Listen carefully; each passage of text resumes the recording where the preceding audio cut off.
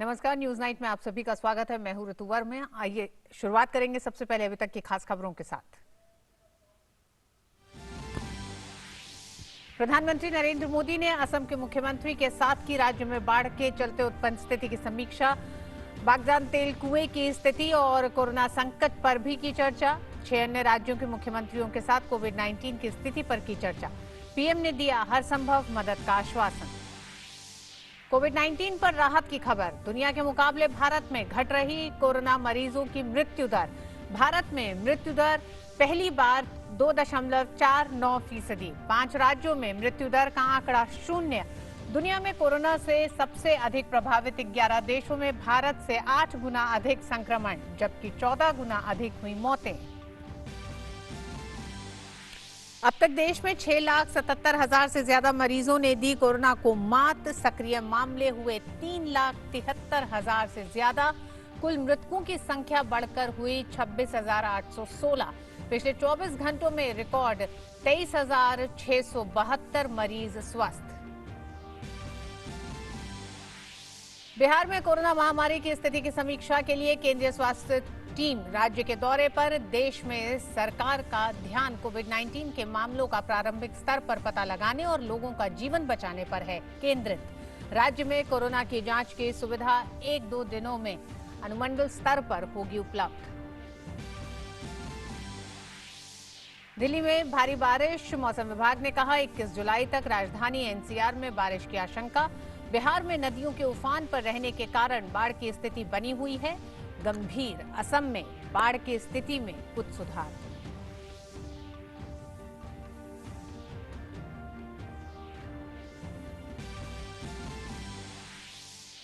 कोविड-19 महामारी के दौरान देश में डिजिटल तकनीक के माध्यम से न्यायालयों में हुई मामलों की सुनवाई। केंद्रीय कानून एवं आईटी मंत्री रविशंकर प्रसाद ने कहा सुप्रीम कोर्ट में 7800, जबकि हाई कोर्ट में 1,75,000 और सब ऑडिटिंग कोर्ट्स में 7,34,000 मामलों की डिजिटल तरीके से की गई सुनवाई।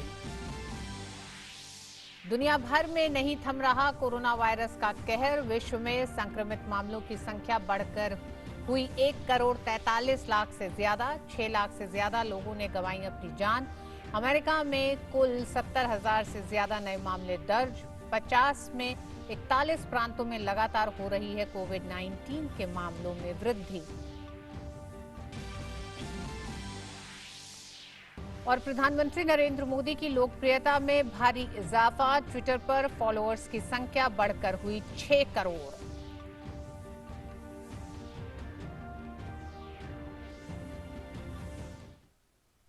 और आइए खबरों की शुरुआत करेंगे। सबसे पहले उन राज्यों के बारे में बात करते हैं जो इस समय बाढ़ से प्रभावित हैं। प्रधानमंत्री नरेंद्र मोदी ने आज असम के मुख्यमंत्री सर्बानंद सोनोवाल से बात कर राज्य में बाढ़ के बाद की स्थिति की समीक्षा की।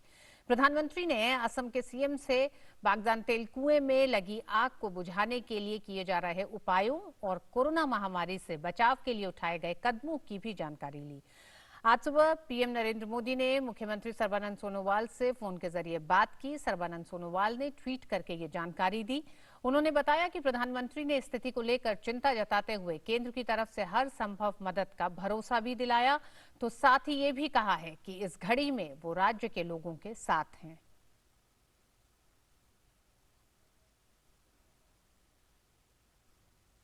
और असम के अलावा प्रधानमंत्री मोदी ने तमिलनाडु, आंध्र प्रदेश, तेलंगाना, हिमाचल प्रदेश, बिहार और उत्तराखंड के मुख्यमंत्रियों के साथ भी चर्चा कर कोविड-19 से निपटने के लिए हर संभव मदद का आश्वासन दिया। देश के कई राज्य इस मौसम में बाढ़ से जूझ रहे हैं। आइए एक नजर डालते हैं बाढ़ग्रस्त राज्यों में हो रहे राहत बचाव कार्यों पर। दिल्ली एनसीआर समेत उत्तर भारत के ज्यादातर इलाकों में रविवार को बारिश हुई। दिल्ली में भारी बारिश से कई जगह सड़कों पर पानी भी भर गया। जलभराव के बीच डीटीसी की बस लगभग पूरी डूब गई। वहीं कई जगहों पर जलभराव के बाद जाम भी लगा। इस दौरान कई इलाकों में तेज बहाव के कारण कुछ कच्चे मकान और झुग्गियां बह गईं। इसके अलावा उत्तर प्रदेश के कई जिलों में हल्की बूंदाबांदी और रुक रुक कर बारिश हुई। भारी बारिश के मद्देनजर मौसम विभाग ने कई राज्यों में ऑरेंज अलर्ट जारी किया है। मौसम विज्ञान विभाग ने पश्चिम बंगाल, असम, मेघालय और अरुणाचल प्रदेश में मूसलाधार बारिश का अनुमान लगाते हुए रेड अलर्ट जारी किया है। पहाड़ी इलाकों में मूसलाधार बारिश से कई जगहों पर भूस्खलन की घटनाएं हो रही हैं। पिथौरागढ़ के मुनस्यारी में मूसलाधार बारिश ने भारी तबाही मचाई है। एक तरफ जहां पहाड़ों से मलबा गिर रहा है, तो वहीं बारिश का पानी लोगों के घरों में घुस रहा है। असम में पिछले 2 से 3 दिन में मूसलाधार बारिश से थोड़ी राहत मिली है, जिसकी वजह से बाढ़ की स्थिति में कुछ सुधार देखा जा सकता है। हालांकि अभी भी राज्य के 24 जिलों के 2400 गांवों में 25 लाख से अधिक लोग बाढ़ से प्रभावित हैं। बाढ़ के कारण मरने वालों की संख्या 84 हो गई है। वहीं भूस्खलन की वजह से 26 लोगों की मौत हो गई है, जिससे मरने वालों की कुल संख्या 110 हो गई है। उधर बिहार में सभी प्रमुख नदियों के उफान पर रहने से राज्य में बाढ़ की स्थिति गंभीर बनी हुई है। बूढ़ी गंडक नदी की बाढ़ से मुजफ्फरपुर का एक गांव जलमग्न हो गया है। राज्य के 8 जिलों में 2,92,000 की आबादी बाढ़ प्रभावित है। बाढ़ग्रस्त क्षेत्रों से 11,000 से अधिक लोगों को निकाला गया है। 7 राहत शिविर स्थापित किए गए हैं, जिनमें 2,000 से अधिक लोग शरण लिए हुए हैं। लगभग 20,000 बाढ़ प्रभावित लोगों को पका हुआ भोजन उपलब्ध कराने के लिए 27 सामुदायिक रसोई चलाई जा रही हैं। अनेक परिवारों ने तटबंधों पर शरण ली हुई है। हिमाचल प्रदेश में आगामी दिनों में अधिक बारिश की संभावना को देखते हुए मौसम विभाग ने येलो और ऑरेंज अलर्ट जारी किया है। हिमाचल प्रदेश के 10 जिलों में 20 व 21 जुलाई को भारी बारिश की चेतावनी देते हुए ऑरेंज अलर्ट जारी किया गया है। News night desk, DD news. एक तरह से देश पर दोहरी चुनौती कही जा सकती है। बाढ़ग्रस्त कई राज्य और उस पर से कोरोना महामारी का जिस तरह से संकट है, लेकिन इसमें भी कुछ आंकड़े ऐसे सामने आए हैं जो एक बेहतर उम्मीद का संकेत कह सकते हैं।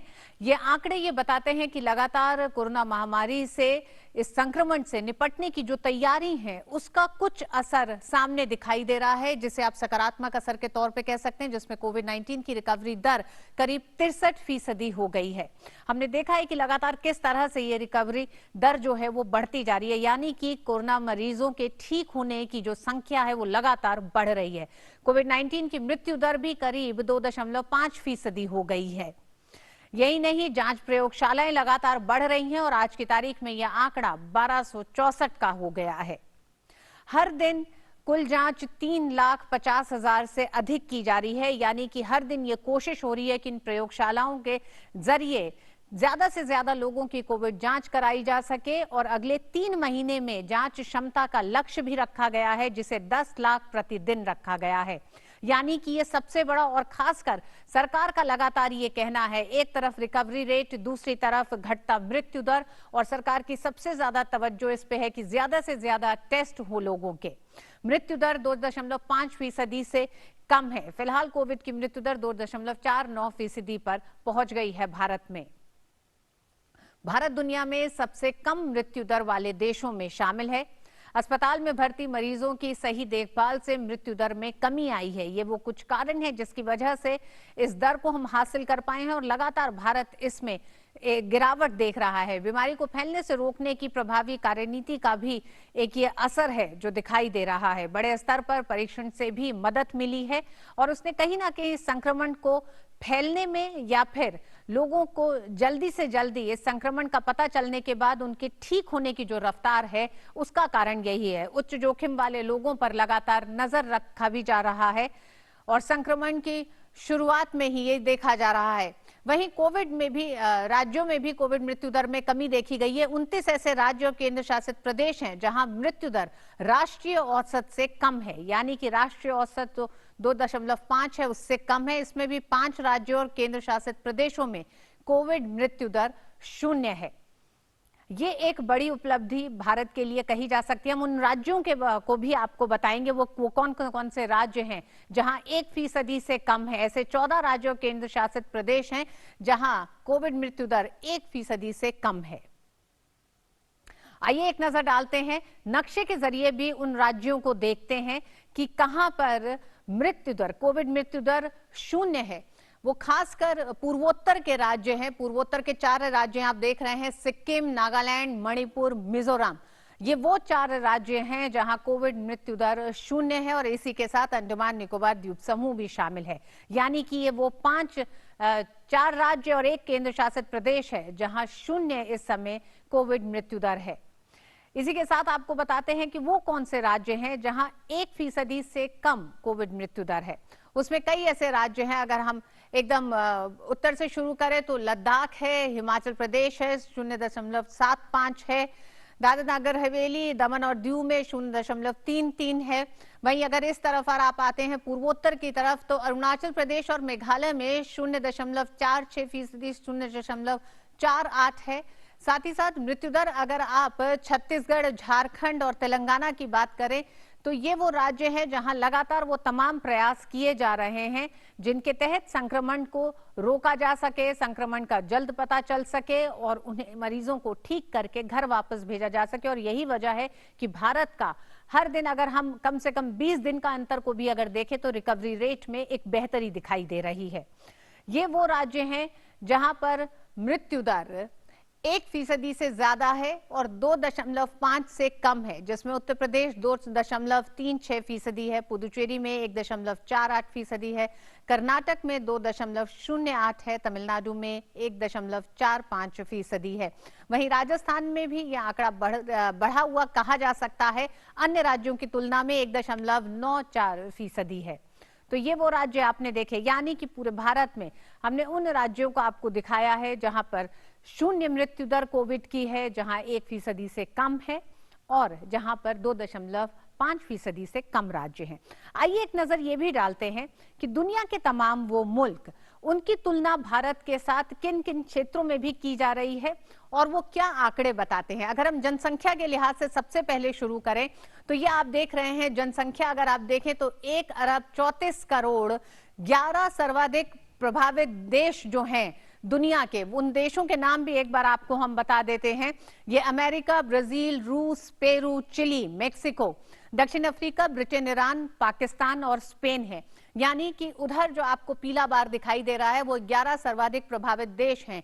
इनकी जनसंख्या 1 अरब 34 करोड़ है और भारत की जनसंख्या 1 अरब 38 करोड़ है। ये वो सच्चाई है जो बताती है कि किस तरह से लगातार भारत जो तमाम कदम, एहतियाती कदम उठा रहा है, इतनी बड़ी जनसंख्या को देखते हुए उन कदमों का ये असर दिखाई दे रहा है। इधर जनसंख्या घनत्व है, इन 11 देशों का सर्वाधिक जो प्रभावित देश हैं पूरी दुनिया में कोविड से, उनका 86 है घनत्व और 464 है, यानी भारत में घनत्व 5 गुना ज्यादा है। तो आप उन चुनौतियों को भी अंदाजा लगा सकते हैं जो चुनौतियां कोविड संक्रमण से निपटते समय भारत के सामने जनसंख्या और घनत्व को लेकर आ रही होंगी। कोरोना संक्रमण मामले अगर आप देखेंगे तो ये जो 11 देश है पूरे दुनिया में, इनमें 85,80,179 संक्रमण के मामले सामने आए हैं। वहीं भारत में ये 10,38,716 है, यानी कि भारत से करीब 8 गुना ज्यादा मामले उन 11 देशों में आ रहे हैं जो जनसंख्या और घनत्व दोनों के लिहाज से भारत से बहुत कम है। वहीं कोरोना से हुई अगर मौतों का आप आंकड़ा देखेंगे विश्व में तो उसमें भी अगर आप देखेंगे ये जो 11 देश हैं दुनिया के, उनमें 3,78,142 मौतें हुई हैं अभी तक। वहीं अगर आप भारत का आंकड़ा देखते हैं तो 26,273 है, भारत से करीब 14 गुना ज्यादा मौतें इन 11 देशों में आप देख सकते हैं। तो ये वो कुछ आंकड़े हैं जो एक उम्मीद बंधाते हैं भारत में कि लगातार जो संक्रमण से निपटने की, इस महामारी से लड़ने की जो एक मुहिम भारत ने उठाई है उसके कुछ असर दिखाई दे रहे हैं। साथ ही साथ वहीं दूसरी तरफ लगातार वैक्सीन को एक तरह से वैक्सीन की तरफ भी भारत प्रगति कर रहा है। ह्यूमन ट्रायल शुरू हो चुके हैं, कुछ होने बाकी हैं। एम्स में 100 लोगों के ह्यूमन ट्रायल शुरू होने जा रहे हैं, तो उस तरफ भी क्या प्रगति है इस पर भी विस्तार से बात करेंगे अपने विशेष मेहमानों से। लेकिन उससे पहले ये सच है कि भारत में कोविड-19 के मामले बढ़ रहे हैं, लेकिन सरकार का ध्यान मामलों का प्रारंभिक स्तर पर पता लगाने और लोगों का जीवन बचाने पर है। भारत में कोविड मृत्यु दर में गिरावट और बेहतर होता रिकवरी रेट इस उम्मीद को बनाए रखे है कि दुनिया के अन्य मुल्कों की तुलना में कोविड के खिलाफ जंग में भारत बेहतर कर रहा है। कोविड महामारी की चपेट में दुनिया के 1.43 करोड़ लोग आ चुके हैं। ऐसे में भारत वो सभी प्रयास कर रहा है जिससे लोगों को महामारी से बचाया जा सके। केंद्र ने इसकी रोकथाम के लिए संक्रमित मरीजों की जल्द पहचान व उनकी जांच की सुविधा बढ़ा दी है। संक्रमण को फैलने से रोकने के लिए घर घर सर्वे करना, समय पर कांटेक्ट ट्रेसिंग करना, बफर जोन और कंटेनमेंट जोन में बेहतर निगरानी रखना, बेहतर चिकित्सीय सुविधा मुहैया कराना भी बचाव के कदमों में शामिल है। वहीं अस्पतालों में मूलभूत जरूरी सुविधाओं के विस्तार और उनमें बढ़ोतरी करना भी बचाव और इलाज के लिए अच्छी पहल है। साथ ही आईसीएमआर ने पंजीकृत चिकित्सकों को किसी भी व्यक्ति की जांच कराने संबंधी अधिकार देकर एक और सकारात्मक कदम उठाया है। केंद्र व राज्य सरकारों को बेहतर चिकित्सा इंतजाम की बदौलत ही भारत में संक्रमित मरीजों की मृत्यु दर तुलना में 2.5% से भी कम है। ये 2.49% दर्ज हुई है, जो दुनिया के अन्य देशों की तुलना में काफी कम है। केंद्र सरकार के प्रयासों और दिशा निर्देशों का पालन करते हुए राज्य सरकारों ने भी टेस्टिंग बढ़ा दी है और अस्पतालों को जरूरत के मुताबिक तैयार भी किया है। कई राज्यों ने तो संवेदनशील लोगों जैसे बुजुर्ग, गर्भवती महिला और वैसे लोग जिन्हें पहले से ही कोई संचारी या गैर संचारी बीमारी है या इलाज चल रहा है, उनकी पहचान सुनिश्चित कर ली है। इस बड़ी पहल को हकीकत में बदलने के लिए तकनीक के साथ ही आशा सेविकाओं और एएनएम का सहयोग काफी सराहनीय रहा है, जिन्होंने एक बड़ी आबादी को जागरूक करने में भी अहम भूमिका निभाई है। दूसरी ओर बिहार में कोविड-19 के प्रसार को रोकने के लिए केंद्र का एक 3 सदस्यीय दल राज्य का दौरा कर उचित सलाह और सहायता मुहैया कराने में मदद करेगा। केंद्र स्वास्थ्य मंत्रालय के संयुक्त सचिव लव अग्रवाल की अगुवाई में ये दल राज्य स्वास्थ्य मंत्रालय को सलाह भी देगा। प्रदेश में कोरोना की जांच की सुविधा 1-2 दिनों में अनुमंडल स्तर पर उपलब्ध करा दी जाएगी। इसके अलावा केंद्रीय स्वास्थ्य मंत्री ने एक जन अभियान का भी शुभारंभ किया, जो महामारी के खिलाफ मजबूत हथियार भी है। उन्होंने एम्स और दिल्ली पुलिस के संयुक्त प्रयास से प्लाज्मा डोनेशन की भी शुरुआत की। इस बीच एम्स कोविड-19 से लड़ने के लिए तैयार की गई वैक्सीन का मानव परीक्षण करने की शुरुआत भी कर रहा है। ये परीक्षण लगभग 100 लोगों पर किया जाएगा और इसमें 18 से 55 आयु वर्ग का व्यक्ति शामिल हो सकता है। प्रक्रिया में एक स्वस्थ व्यक्ति का ही चयन होगा। दूसरी शर्त यह भी है कि वह कोविड-19 से भी संक्रमित नहीं होना चाहिए।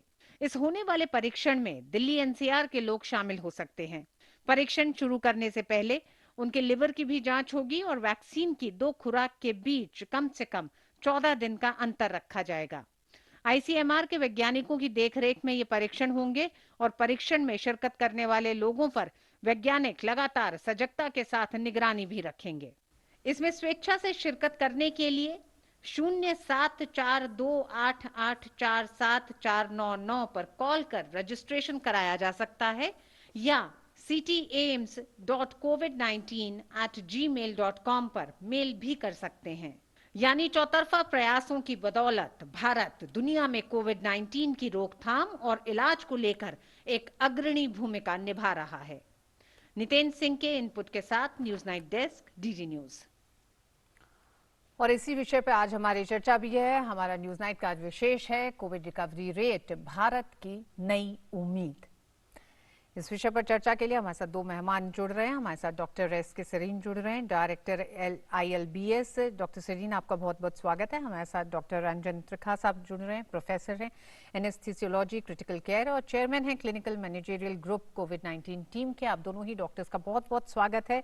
सबसे पहले त्रिखा साहब आपके पास आना चाहेंगे और डॉक्टर त्रिखा जानना चाहेंगे कि ये रिकवरी रेट 63% सामने आया है, कोविड मृत्यु दर लगातार गिरावट उसमें देखा जा रहा है। इसको कितना बड़ा आप एक तरह से कितनी बड़ी उम्मीद मानते हैं, कितना बड़ा संकेत देखते हैं इस महामारी की जंग में? भारत को आप कहां देखते हैं इन दोनों आंकड़ों के लिहाज से? इन दोनों आंकड़ों के हिसाब से भारत इस जंग को काफी हद तक जीत चुका है और जैसे कि आपने डाटा दिखाया है, भारत में डेथ रेट 2.49 है और कुछ ऐसी स्टेट्स हैं जहाँ पे तो 0 डेथ रेट है, कुछ ऐसी यूनियन टेरिटरीज हैं वहाँ पे 0 डेथ रेट है और बहुत सारी ऐसी स्टेट्स हैं जहाँ पे तो 2.49 से भी कम डेथ रेट है।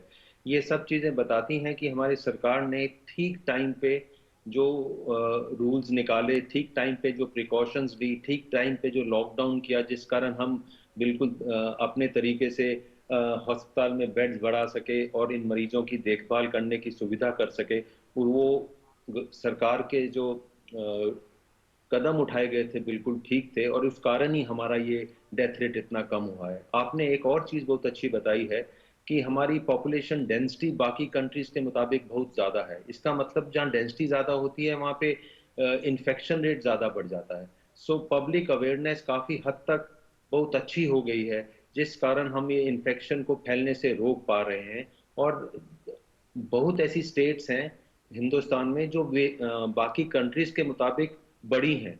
ऐसी स्टेट्स में भी डेथ रेट कम है, इन्फेक्शन रेट कम है। तो ये सब कुछ बताता है कि हम लड़ाई में जीत की तरफ जा रहे हैं और अगले कुछ दिनों में ये और अच्छे होते जाएंगे। ये जो नंबर्स आ रहे हैं, हमें अभी ढीला नहीं पड़ना है, हमें अभी प्रिकॉशंस कम नहीं करनी है। ये देखा गया है कि जब थोड़े से रिपोर्ट्स अच्छी आ जाते हैं, लोग घूमना शुरू कर देते हैं, थोड़ा सा प्रिकॉशन लेनी कम कर देते हैं। ये हमें नहीं करना है। ये हमें सरकार के साथ रहना है। जो सरकार हमें निर्देश देती है वो एक एवरेज सिटीजन को मानना चाहिए, क्योंकि हमें ये अभी जीतने के लिए पूरी तरह से अभी लंबी ये लड़ाई है। अभी आई कैन कॉल इट कि अभी हाफ वन बैटल है। इस पे ऐसे ही लगे रहना है, बिल्कुल नियम के मुताबिक अपनी जिंदगी बितानी है और इन्फेक्शन को कंट्रोल करना है। जी डॉक्टर सरीन, निश्चित रूप से ये आंकड़े जरूर एक उम्मीद जगाते हैं, लेकिन जिन घरों, जिन परिवारों, जिन लोगों को कोविड पॉजिटिव हो रहा है, जिन घरों में किसी की जान चली जा रही है, उनको ये लगता होगा कि खतरा लगातार बढ़ रहा है, जो कि दिखाई भी दे रहा है। आंकड़ों में ये दिख रहा है कि संक्रमण के मामले बढ़ रहे हैं। ऐसे में डॉक्टर सरीन, क्या आप कहना चाहेंगे उन तमाम लोगों को, देश के लोगों को, कि इस समय की एहतियात मुख्य रूप से क्या होने चाहिए? जो लगातार हम एहतियात बरत रहे हैं वही, या अब से आने वाले अगले 2 महीने और ज्यादा परीक्षा के कहे जा सकते हैं और सख्ती से उन एहतियातों पर काम करने की जरूरत है? देखिए, एक तो हम लोग सोचा करते थे कि भाई लॉकडाउन 2 हफ्ते का है, फिर 2 हफ्ते का बढ़ा है तो अब ख़त्म हो जाएगा। पर हर व्यक्ति को ये समझना पड़ेगा कि लॉकडाउन का ये मतलब नहीं है कि जिस दिन लॉकडाउन ख़त्म होगा इन्फेक्शन फैलना बंद हो जाएगा। तो ये एक भ्रम है, और हर स्टेट के अंदर, हर पार्ट ऑफ द कंट्री में ये एक वेव की तरह है। जैसे अब यहाँ दिल्ली में थोड़ा सा कम हो गया है, और थोड़ी स्टेट्स में जहाँ पे नंबर्स कम हो रहे हैं, पर दूसरी जगह नंबर्स बढ़ रहे हैं। तो इससे साफ जाहिर है कि इन्फेक्शन तो स्प्रेड हो रहा है। और ये इन्फेक्शन अगर भारत में 30, 35, 40 हज़ार के लोग रोज़ अगर इन्फेक्ट हो रहे हैं, तो इसका मतलब हमारी समझ में और लोगों की समझ में अंतर बना हुआ है। आप देखें कि कल सिर्फ जाके इतने महीनों, 7 महीनों के बाद अमेरिका का जो मेन सेंटर है, सेंटर फॉर डिजीज कंट्रोल, उसने ये कहा कि मास्क पहनना ज़रूरी है। अमेरिका में इतने इन्फेक्शन, इतने लोग मर रहे हैं, पर उन्होंने नहीं कहा। भारत ने इसमें बहुत पहल करी। हमारे लोगों ने, एक्सपर्ट्स ने, प्राइम मिनिस्टर ने, लीडर्स ने, सब ने कहा कि भाई हाँ, आप जो है मास्क पहनिए। पर मैं देख रहा हूँ अब थोड़ी बहुत ढिलाई होने लग गई है। लोग जा रहे हैं, जब फ़ोन आया तो उन्होंने मास्क उतार दिया, खाना खाया तो मास्क उतार दिया, मिलने गए, पार्टी में गए, मास्क उतार दिया। ये सबसे पहला नियम है। अगर शर्तिया आपको बचना है कि मेरे को कोरोना नहीं हो, तो एक अच्छी क्वालिटी का मास्क पब्लिक में ज़रूर लगाएं। इसे N95 कहते हैं। लगभग 100 में से 95% ये आपका वायरस को अंदर जाने का रिस्क ख़त्म कर देता है। अगर आप इन्फेक्टेड हैं और आपने मास्क लगाया है, तो दूसरे को जाने का उसके अंदर रिस्क ख़त्म हो जाता है, अनलेस कि उसके अंदर मास्क में कोई स्पेशल वाल्व, जिसे रेस्पिरेटर कहते हैं, वो लगाओ। तो नॉर्मल N95 से आप याद रखें कि अगर आप ऐसे इलाके में, जैसे हॉस्पिटल जा रहे हैं, बस में जा रहे हैं, या ऐसी जगह जहाँ पे लोगों की भीड़ या एक इन्फेक्टेड अननोन एसिम्प्टोमेटिक से आपका जो संपर्क हो सकता है, तो ये मास्क ज़रूर पहने रखें। और ये एक श्योर वे है कि आपके इलाके में, रेड एरिया में जहाँ पे कि इन्फेक्शन हो रहा है, आप बचे रह सकते हैं, क्योंकि हमारे पास अभी से वैक्सीन में बहुत समय है। दूसरी बात एहतियात की जो लोगों को रखनी है कि वायरस जाता कैसे। वायरस सिर्फ 4 या 5 रास्तों से जाता है, मुंह से, नाक से, आँख से, कान से, या किसी ऐसी झिल्ली वाले रास्ते से जहाँ से कि वायरस, जैसे रेक्टम वगैरह से, वहाँ से भी वायरस का प्रवेश होने की पॉसिबिलिटी, और कोई तरीका नहीं। तो आप सोचें कि हाँ भाई मेरी स्किन छू गई, मेरी बाहाँ पर उसने छू दिया, उससे नहीं होगा, वायरस आपके शरीर में एंटर नहीं हो सकता। पर हाँ, अगर आप किसी से मिले, या ऐसी सरफेस में, लिफ्ट है, आपका मोबाइल है, लैपटॉप है, जो कि इन्फेक्ट हो चुका है, तो आप हाथ जरूर धोएं। तो दिन में जितनी बार आप हाथ धोएंगे, जरूरत नहीं है कि सैनिटाइजर ही लें, पैसे लगाएं, साधारण व्यक्ति सिर्फ हाथ धो और मुंह में नाक में वो उंगली या गंदी चीजें ना लगा। जी। तीसरा है कि अगर आप किसी ऐसे एरिया में बैठे हैं जहाँ पे कि एयर कंडीशनिंग सेंट्रल है, जैसे हॉस्पिटल्स हैं, ऑफिसेज हैं, मे भी दूरदर्शन है, जी। वहां पर एयर चेंजेस, हवा बदलना बहुत जरूरी है। आपको ऐसा लगे कि भाई दूसरा व्यक्ति आया है, वो हो सकता है इन्फेक्टेड, उसने मास्क नहीं पहना, उसको मास्क पहना है और आप बाहर चले जाएं। या बिल्कुल डॉक्टर सेरीन, एयर, अगर अपने आप को सुरक्षित रखना है, अपने आसपास के लोगों को, अपने परिवार को, तो मास्क जरूर पहने, हाथ लगातार धोएं। डॉक्टर त्रिखा, आपसे जानना चाहेंगे, आज जो आंकड़े आए हैं सामने, उसमें एक केंद्र शासित प्रदेश और 4 राज्य नॉर्थ ईस्ट के ऐसे हैं जहां पे 0 कोविड मृत्यु दर है। तो ये जो फर्क है, क्योंकि देश के कई ऐसे राज्य हैं जहां पर स्थिति इस समय खराब भी कही जा सकती है, कुछ बेहतर हो रही है, कुछ जगह पे खराब है। महाराष्ट्र है मसलन के तौर पे, दिल्ली की स्थिति अब से कुछ समय पहले तक एक तरह से कह सकते हैं कि बहुत ज्यादा खराब थी। अब कुछ ऐसा दिखता है कि कुछ कंट्रोल्ड दिखाई दे रही है, लेकिन ये अंतर किस लिए है, क्या कारण मानते हैं? ये जो अंतर है हिंदुस्तान में, एक हमें देखना पड़ेगा, हमें रियलाइज करना पड़ेगा कि हिंदुस्तान एक बहुत बड़ी कंट्री है। इसके अंदर अलग अलग तरह के प्रांत हैं, स्टेट्स हैं। जो हमारे नॉर्थ ईस्ट के स्टेट्स हैं, वहाँ माइग्रेंट पॉपुलेशन कम है, वहाँ पे लोग कम जा रहे हैं, वहाँ से लोग कम बाहर आके वापस जा रहे हैं। और वहाँ पे इससे पहले कि लोग ज्यादा जा पाए, सरकारों ने ऐसा किया है, स्टेट गवर्नमेंट ने, सेंट्रल गवर्नमेंट ने, कि वहाँ लोगों को अवेयर कर दिया है। लोग समझ गए हैं कि लोग जो बाहर से आ रहे हैं वो ये इन्फेक्शन लेके आ सकते हैं, और जो बाहर गए हैं अगर वो वापस आ रहे हैं तो उनको कुछ देर क्वारंटाइन में रखना पड़ेगा, उसके बाद उन्हें घर जाने दिया जाएगा। ये उन्होंने जो प्रिकॉशंस उनको अवेयर कराया है स्टेट गवर्नमेंट ने एक एवरेज सिटीजन को, उससे ये बहुत हद तक ये कंट्रोल पे लाया गया है। और ये बड़ी बढ़िया बात है कि कुछ ऐसे स्टेट्स हैं जहाँ पे एक भी डेथ नहीं हुई है। ऐसे कि अब बाकी के स्टेट्स हैं जहाँ पे डेथ 2.49 जो हमारी नेशनल एवरेज है उससे कम है, जी। वो स्टेट्स को भी कमेंट किया जाए, क्योंकि उन्होंने भी प्रिकॉशनरी मेजर्स ठीक तरह से लागू किए हैं। और जो भी आदमी बाहर से आ रहा है उसका टेस्ट हो रहा है, या उसके कॉन्टैक्ट अगर वो पॉजिटिव आया तो उसकी कॉन्टैक्ट ट्रेसिंग हो रही है। और ये जनता से ये चीज जनता के मन से हटाई जा रही है कि ये कोई स्टिग्मा है कि आपको कोरोना वायरस है। ऐसा नहीं है।